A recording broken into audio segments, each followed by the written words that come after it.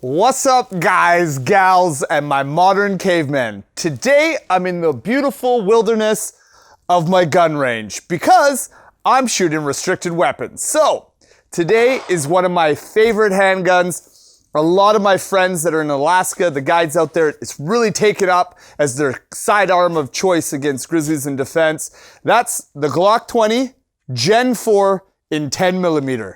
Let's play around with it.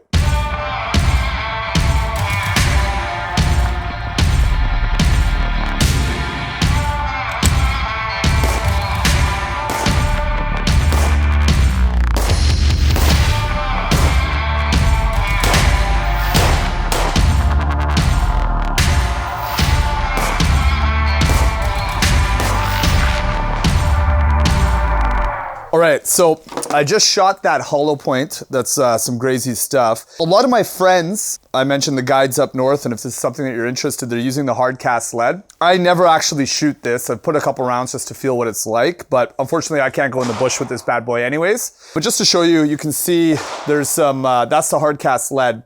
Now, technically, you're not really supposed to shoot that. That's 220 grain in Glocks. And the reason is Glocks have octagonal barrels. It's a different kind of grooving and it leads up. So I've seen it. You literally put 10 rounds in it. You got a lead coating inside. I mean, you can clean it. It's possible, but it's not something you want to be at the range with. So there's a lot of different alternatives. This guy right here, I got some steel casing. Not a massive fan, but these are the UMC Remingtons. I got it on a decent deal. If you're gonna get big into 10mm shooting, I highly recommend getting a press and start hand loading.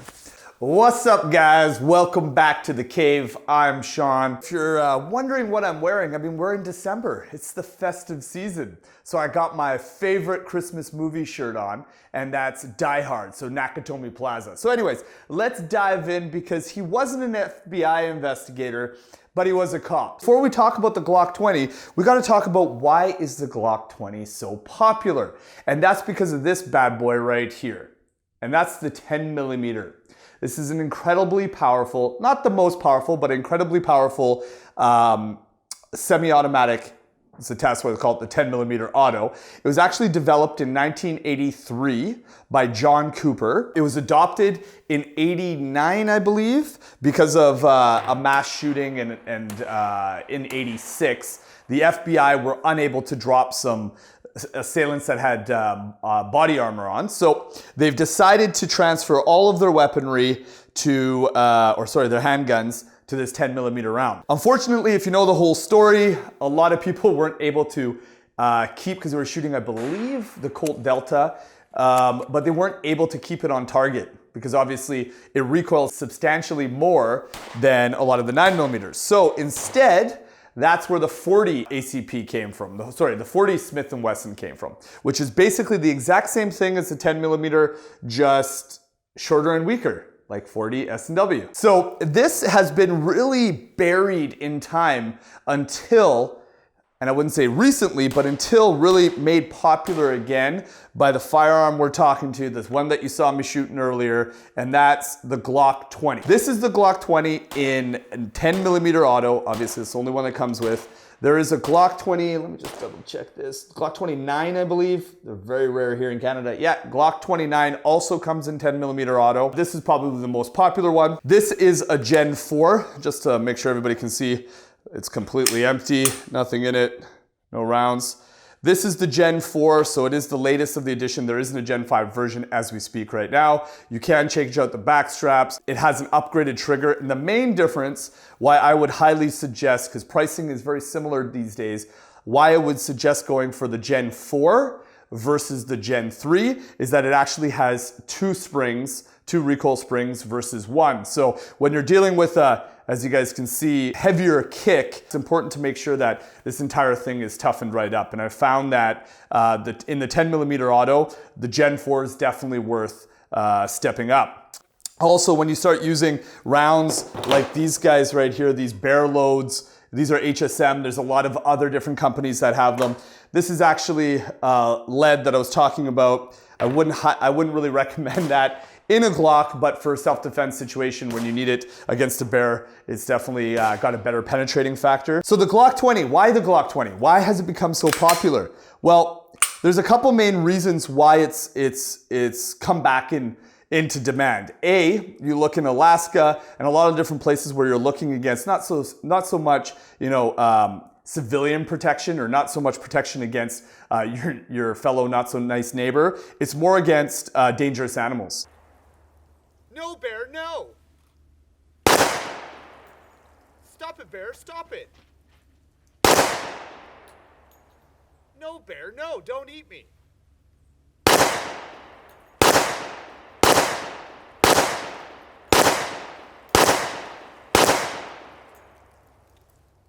Bear? Bear, are you still there? You don't look too good, bear. So a lot of guides in Alaska and wherever it is legal have switched from using the bigger 357, 44 mag, all those massive caliber revolvers, and have opted to go with bigger grain size, more powerful 10 millimeter in these Glock 20 platforms. And the main reason for that is pretty simple actually, it's pretty straightforward, is in the good old US of A, this bad boy right here has a 15 round mag. So majority of revolvers are that 6 to 8 round capacity, sometimes less, and they're much harder to keep on target. So you're shooting a big 44 Magnum or a big 357 or something even bigger, A, it's harder to keep on target and you only have 5 shots, 6 shots, 8 shots. So it's harder to make sure those bullets are ending up where you need to be. Whereas with this platform, it still is very level shooting, very flat shooting, but it comes with 15 rounds, 15 opportunities to get that grizzly bear in the head where it counts, right? To stop that attack. So you're noticing right now that this much more popular amongst guides, outdoors enthusiasts, plus it's a lighter, smaller gun, right? This one weighs 27.51 ounces. So in comparison to one of those big revolvers, which are in the multiple pounds, you're definitely saving some weight on that side. So obviously here in Canada, you know, yeah, what can I say about Canada? Not so fun Canada. We're only allowed 10 rounds. So until Justin Trudeau is no longer our El Capitan, well, he's not my El Capitan, but somebody, that's the way it's gonna stay. And hopefully we'll still even be able to shoot these, but that's a different topic. This particular firearm, you're gonna notice a lot of guides, trappers, hunters, people that are out in the bush that are wanting a defense weapon. This is probably gonna be backpackers. I see it all the time on YouTube channels.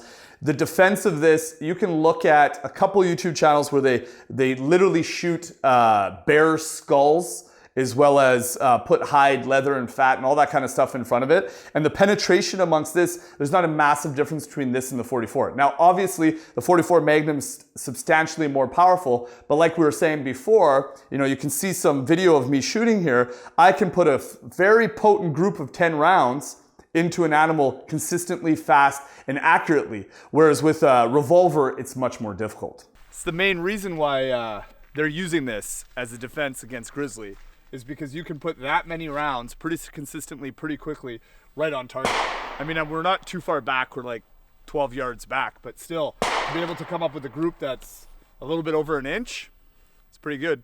All right, so let's talk about Glocks in general. So Glocks in general, you can see I got a few of these bad boys. They're pretty amazing. They're reliable as sin. You really don't have to worry about something going wrong with them. I know guys that have, I personally, in this one, it's a more expensive caliber, I've probably got about 800, 900 rounds through it. Never once have a jam, never once have an issue. My Glock 17, I got thousands and thousands and thousands of rounds. Never jam, never issue. So reliability, they can't really be beat. Obviously, you can watch a bunch of different destruction tests on these things. They're bulletproof, especially now with the double spring on the back with the Gen 4. They're pretty awesome. You're not gonna have an issue with shooting any of the higher powered. A couple of things I would change. I would change the trigger. The Gen 4 trigger is much better than the Gen 3, but there's still a lot of creep. We're gonna check that out closely. And I would definitely change up the sights. They're plastic. I don't really care if they're polymer or plastic, that's not the big issue. They're just massive. Like if you want any kind of accuracy, I would be changing that bad. Let's take a look at what the trigger looks like. All right, so obviously, I'm gonna put it right on there. Oh, feel the creep. Oh, chick, creep. Well, so you can see there's a bit of a creep there. I mean, in comparison to a CZ or a comparison to my old Gen 3. The CZ is better. The Gen 3, I would say, is definitely worse, much mushier. But very nice audible reset. There's not much of a creep after I hit the reset. Let's do it one more time.